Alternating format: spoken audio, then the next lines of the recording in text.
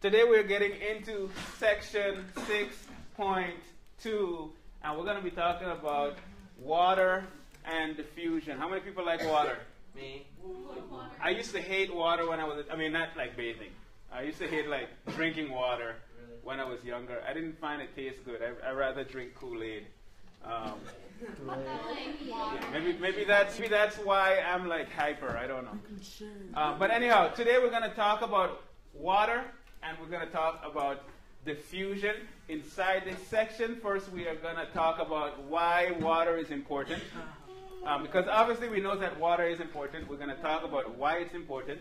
And then we're going to talk about some of the characteristics of water.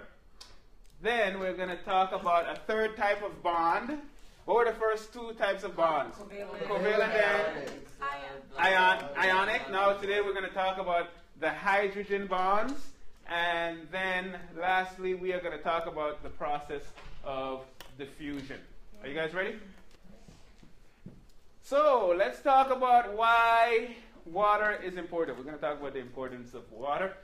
Most life processes... I'm sorry, I hit you in your head. Mr. Samuel is a violent teacher. He hits students in the head. That's all right. That's all right? Okay, good. All right, most life processes occur only in water. Without water, a lot of the processes of life cannot happen. So is it important for that reason? Yes. Obviously, it's important for that reason. It also helps to transport materials in organisms. Whether you're a human, what transports materials in humans? Blood. Blood, right? And blood is made up of a significant amount of water. In plants, of course, plants take water in through what? The roots. The roots, right? They take the water in through the roots, and that water brings in nutrients and all that good stuff. 70 to 95% of most organisms is water. So obviously that's a major part of most organisms. Now we're going to talk about some of the characteristics of water. We're going to talk about what makes water so amazing. Because water is amazing. I like this bottle of water, wet water. That's a cool brand. If I were making a brand of water, I would name it wet. I might actually name it dry, but that's because I'm special. Water is polar. And we're going to talk about what that means and why we care about it being polar today. Water sticks, but it isn't sticky. Doesn't that sound pretty scientific? What do I mean by that? All right, I'm going to take some water right now. Let's see, I didn't prepare for... here we got a bottle. I'm going to take some water. I'm going to put it in the bottle. Here we go. And then, who wants to volunteer for me to throw it in your face? No, I'm just joking. I don't need a volunteer for this. All right, I have some water here, and I just threw it on the board. Boom! And there's a big explosion. Ah! Okay, I'm sorry.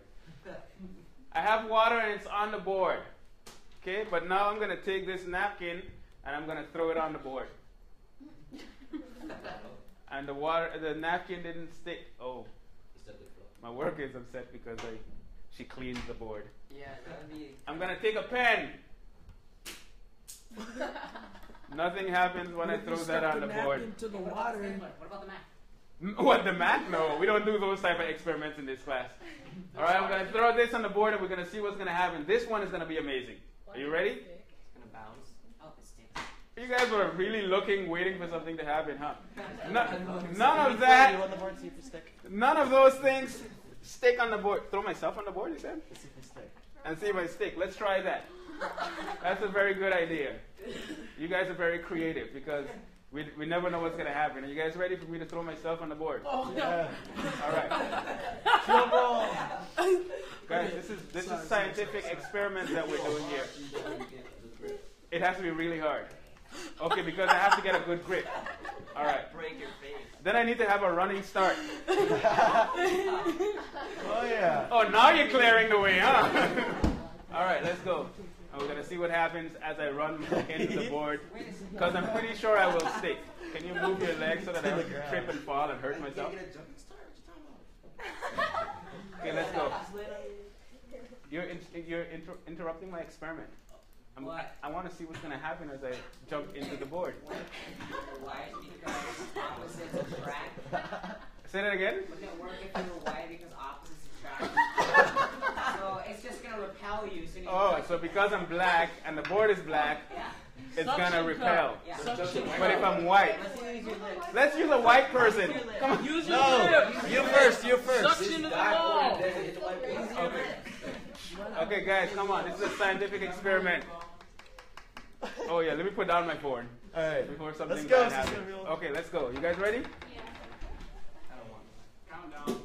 Look out. He's going to hit the wall. One. Give me a countdown. 3, 5, 4, 3, 2, 1. One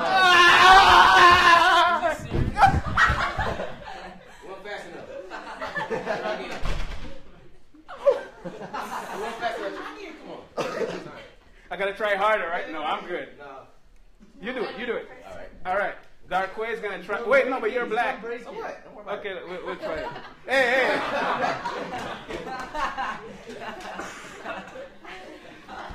Okay, so obviously the experiment didn't work.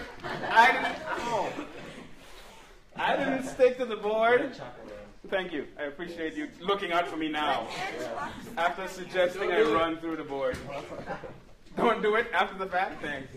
All right, so water sticks, but it's not sticky. Not only does it stick to other surfaces, it also sticks to itself, right? Because if I start pouring this, you'll see it's not just individual particles, it's a stream. And we're going to talk about how that works and why that works. Yes? But wouldn't that be the same with all liquids? And what are liquids made up of? Water. Water. So it's because of the water. Yes, it is the same with all liquids. All right, because of this feature, we are able to have what we call capillary action. It's able to creep up thin tubes. If you take a straw, put it in water, and you start to suck on the straw, you'll see that the water is going to move. It's going to flow up that straw because it sticks to itself, and it also sticks to surfaces. It'll stick to the surface of the straw as it comes up. Water also resists temperature change. It takes a lot of energy to raise the temperature of water. And lastly, water expands when it freezes. And we're going to look at these individual characteristics as we go along. So the first one is water is what? Polar. So we're going to look at what that means. Water, H2O, contains 2 hydrogen atoms and 1 oxygen atom that are covalently bonded to each other. Remember the covalent bond where you're sharing electrons? That is what we have in water. The shared electrons, however, are not equally shared. They are more attracted to the oxygen atom than to the hydrogen atoms. What type of charge do electrons have? Negative charge, right? So if the electrons are spending more time around the oxygen, what's that going to do to the charge of the oxygen? Make it negative. It's going to make it slightly negative, right? And what is it going to do to the charge of the hydrogen? Positive. It's going to be slightly positive. All right, and because of that, it results in a polar molecule, and what we mean by that is it has a positive end and it has a negative end. That's what we mean by it being polar. And one thing we know about polar molecules, polar likes polar. For examples, ionic compounds like salt, that's polar. That's something that water likes. It dissolves well in water. Sugar is also polar. So polar likes polar. Anytime you have a polar substance and you put it in water, it will mix just fine. Oh. Can you put sugar in water and does it do? It dissolves. Okay, it dissolves and it's evenly distributed, and that will cause them, because they're polar, they can do that. If you put oil in water, is it going to mix? No, because oil is not polar. Oil is what we call non-polar. So let's talk about the hydrogen bonds. Why do we have these hydrogen bonds? What are these hydrogen bonds? Because water molecules have a positive end and a negative end, what do you know when you have opposite charges? Attraction. They're going to have some attraction, right? So there will be attraction between water molecules. Yes, just like you were saying. You were on point with that. This is going to result in the hydrogen bonds between the oxygen of one. Here we have these red atoms that are oxygen, and you have the white atoms that are the hydrogen, and they're going to attract each other. And this is why we have water sticking to itself. Does that make sense?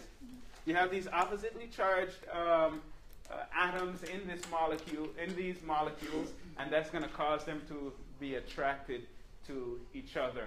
This is a weaker bond than the covalent bond and the, what was the next bond? Ionic bond.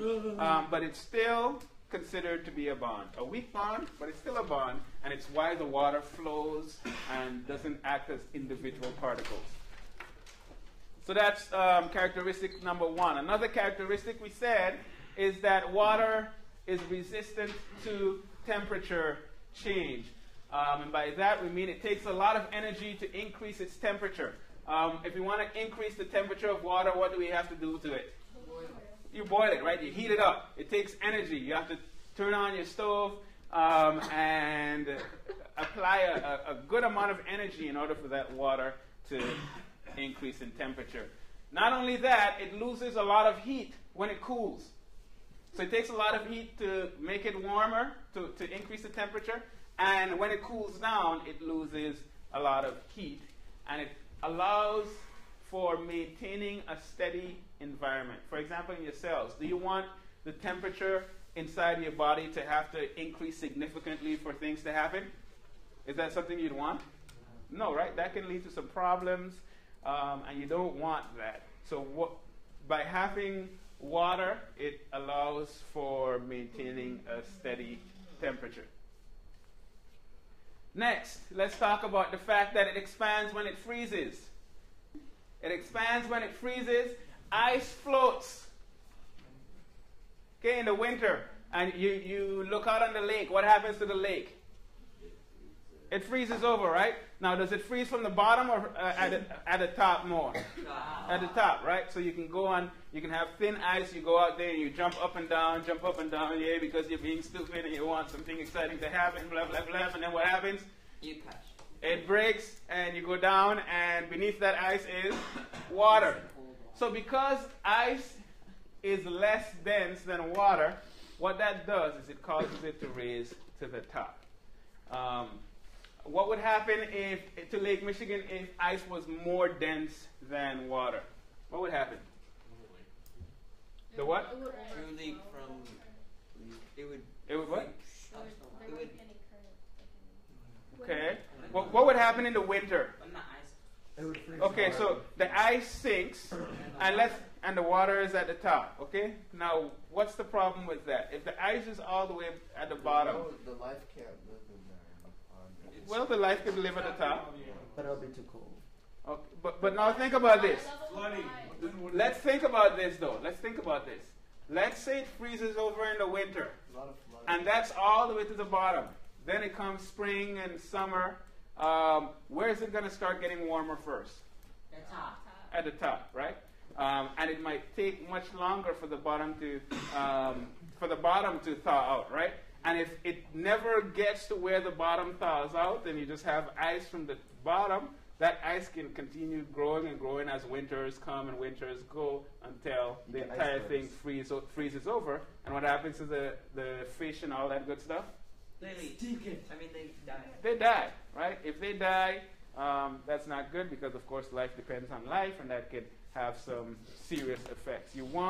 We're grateful that ice is less dense because it can come to the top. When the winter is gone, it's easy for that ice at the top to melt, much easier than it is for ice on the bottom to melt.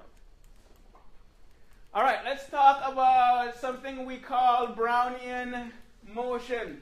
Anything that is moving has a certain type of energy, and we call that type of energy kinetic energy.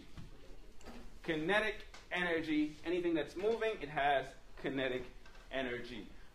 If you look at molecules of gases, right now there are gases that are in the air. There's oxygen, there's a number of different things, nitrogen in the air, and so on. If you were to look at these gases under a very powerful microscope so that you can see the molecules, what you'll notice that they're moving randomly. Okay? The molecules in the air aren't staying still. They're moving randomly. And that random movement we call Brownian motion. What do we call it? Brownian motion. And what I'm going to do now, here on this picture that you see here to the right, what we're looking at, this is just an example where you have air molecules, and in those air molecules, in the air, you also have maybe something bigger. Let's say this is a piece of dust. These molecules are randomly moving, and they're going to be bumping into each other, and we're going to look at an animation that kind of shows how it would look like, what it would look like if you were to look at this under a microscope. So here we go. Okay, so there's the dust particle is in the middle there, and here are different molecules in the air, and they're just randomly moving and bumping into each other. And this is exactly what it would look like. This is Brownian motion. This is an illustration of Brownian motion. So if you were to zoom in on the particles that are in the air, this is what you would see. This stuff randomly moving all over the place. This bigger particle might start over here, but then it can end up somewhere else, which obviously happens on a regular basis. So now we're going to talk about the process of diffusion. What is diffusion? Diffusion is the net movement of particles from an area of higher concentration to an area of lower concentration. And it's a very slow process because it relies on random movement. It relies on Brownian motion. And it's affected by three important factors. Factor number one, concentration. This is the most important factor. Factor number two, temperature. And factor number three, pressure. The higher the concentration, what's that going to do to the process of diffusion? Is it going to speed it up or slow it down? If you have more to deal with, more to start with, what do you think it's going to do? Speed up diffusion or slow it down? Slow it down. Well, you have a higher concentration of a substance. For example, let's say you spray some perfume. I spray it over here. Do you smell it immediately? No. What happens over time? It spreads, right? And that's random motion. It spreads. Eventually, you smell it. Now, if I have a higher concentration, what's that going to do to the speed? How long it takes for you to smell it? Travel faster. Okay, it's going to travel faster. What about the temperature? If it's in a warmer room, what's that going to do? It's going to travel faster. What about if it's a higher pressure? Faster. All right? So if any of these are increased, you'll smell it faster. I'm going to give you guys a very graphic example, and I apologize in advance. Are you guys ready? Yeah. Okay, I am in front of class. I am teaching class, walking around, just having a good time, because we're talking about biology, and we all have a good time when we're talking about biology, right? That's what we do. That's what we do. So I'm walking around. All of a sudden, you hear a certain sound, a very loud sound coming from the rear of my body, and I continue walking. I don't say anything, but I continue walking. What's going to happen eventually? You're going to smell it. You're going to smell it. All right? This is diffusion at its worst. Mr. Samuels in front of the class, he does a little, you know what I'm saying? That's all I'm going to say, all right? He does his little thing, and he doesn't want you guys to know that it's him, so he continues walking. But, unfortunately, in this case, diffusion is going to happen whether we like it or not. Now, if it's at a higher concentration, you're going to smell it faster, right? If the room is hot or humid and all that stuff, You're going to taste it. Oh, you just took this to a totally different level. All right? You're also going to smell it faster. If there's more pressure, you're also going to smell it faster. It is going to be louder, too. Does that make sense? It does, right? Unfortunately, it makes sense. But it does make sense. That is the process of diffusion. Anytime you think about diffusion, you can think about Mr. Samuel letting one rip in the front of class. All right, so let's continue. We're going to look at an animation that shows the process of diffusion. Here we have two glasses that have water in it, and we're going to drop some ink in those glasses and see what happens over time. It starts there. It starts spreading and spreading and spreading and spreading. That is diffusion happening in water. And that's the same thing that's happening. Never mind. Let's continue. That is the process of diffusion. A feature about diffusion, it continues until the two substances are distributed evenly. So let's go back to the nicer example. I spray some perfume in the front of the class. It's really concentrated right here. If you were to put your nose right where I'm spraying, it would get up your nose and it would be really intense, right? Because the high concentration right in a small area. But then it starts to spread and you guys start smelling it until it's evenly distributed in the entire room and you almost don't smell it anymore, right? There's no more concentration gradient at that point, and that is what we call dynamic equilibrium. Concentration gradient, when we say a concentration gradient, we're talking about the difference in concentration of a substance across space. So here I start with a high concentration. Here I start with a higher concentration. Over there, is it a high concentration or low concentration? Low concentration. We have a gradient. And when there is a gradient, diffusion will happen, if it can happen. And it will go until it reaches what point? Dynamic equilibrium. At dynamic equilibrium, there is no longer a concentration gradient. This is the end of section 2. We're going to continue with section 3. But in review of section 2, we have looked at the importance of water.